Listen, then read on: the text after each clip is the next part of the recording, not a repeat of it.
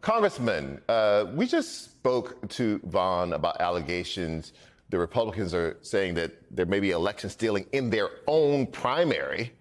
Unless they win. Right, exactly. But these are all Republican voters, right? So that's just insane on some level. How worried are you about November, even if Democrats hold the House, given the level of election denialism in the Republican Party? Listen, if this insurrectionist trifecta wins, Arizona is in a very serious situation. They will do everything they can to undermine any legitimate election. They will, use and pass laws. They will actually even make fake laws to really undermine the election, and it will affect everybody. Democrats, Republicans, Independents. If anything, what they actually end up doing, they'll end up actually trying to help their Republican friends that may not even win elections by trying to throw results. This is a very dangerous situation, and it's not just Arizona. It's all parts. These types of candidates are in all parts of this country, and they're systematically going around and trying to undermine elections because they know that they can't win on substance, so they have to win on lies, and that there is a danger to democracy. So the Republican Attorney General in Arizona has been reviewing these election allegations, just in a letter to the state Senate saying that they only found 1 out of 282 individuals was deceased at the time of the election. Do you think that we will see this will do anything to kind of disabuse people of this notion, this mythology around stolen elections and election fraud, and you can't trust anything unless Republicans win? Not really, because Republicans profit from this, right? And they know they can get voters that will come along and will ignore the fact that they have no plans to deal with inflation. They have no plans to deal or to protect, a women's right to choose. They have no plans to really help revive the economy. So this is a way for them to distract them. And that doesn't just mean like the insurrectionist trifecta of Fincham, Lake, and Abe. It also includes, Karen Taylor Robeson, who's supposed to be the quote unquote more moderate person. She never has denied that the election was ever stolen. She actually has kind of been tiptoeing around. And so a lot of Republicans are also kind of playing the game, even though they truly in their hearts believe that the election was legitimate, because they still want to get those votes. So at this point, everyone is really casting a really bad spell on elections on the Republican side. Do Republicans, generally speaking, have any platform other than restricting, right?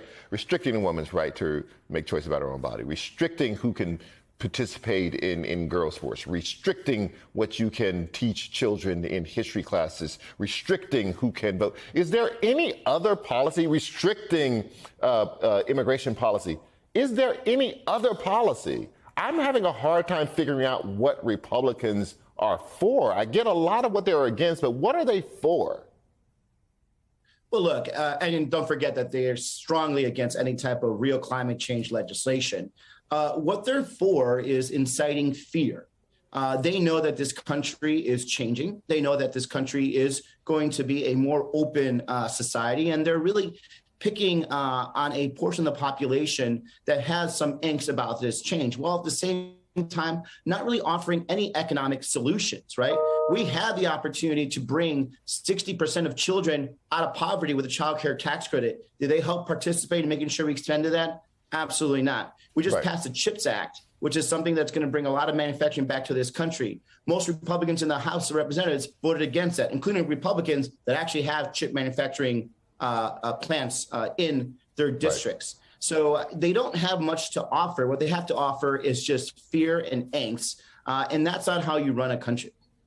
Politico reports that the Republican National Committee is working to recruit and train poll workers in battleground states, including Arizona, who are part of the Stop the Steal movement, including a lawyer who worked on the Trump 2020 election challenge.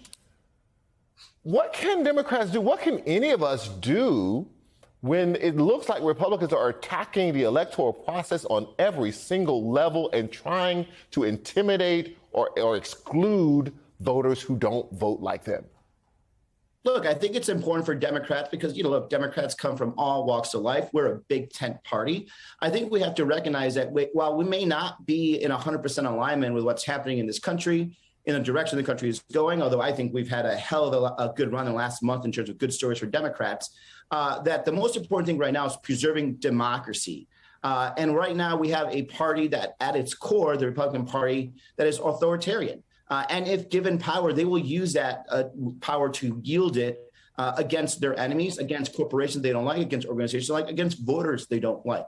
So we need to unite ourselves and say that our common cause is to make sure that we protect our democracy and our rights. The fact that, we're returning back the rights of women to choose what they do with their body after 50 years, it's something that we just cannot let go. Congressman Ruben Gallego, thank you so much.